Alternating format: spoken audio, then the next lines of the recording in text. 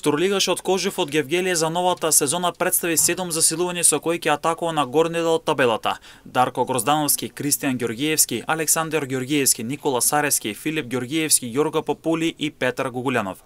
25 годишниот Гроздановски го засилува нападот на тимот предводен од Филип Деспотовски. Се работи за играч кој има српско и македонско државјанство, а во својата кариера има настапувано за екипите на Силекс, Тиквеш, Победа, Вардар, Олимпија Селимпион од Кипар, како и екипата на Беласица, додека пак во Црнагора настапуваше за ОФК Грбел.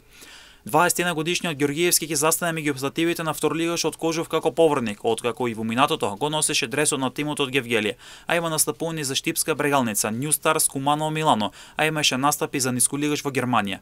24 годишниот Александар Ѓорѓиевски од Охрид во Кожев доаѓа од редовите на Радовишки и Детонит Плочковица, а ќе го засели средниот ред. Во својата кариера Охригенецот има настапувано за екипите на Вардар, Охрид, Воска Спорт и Македонија Ѓорче Петров.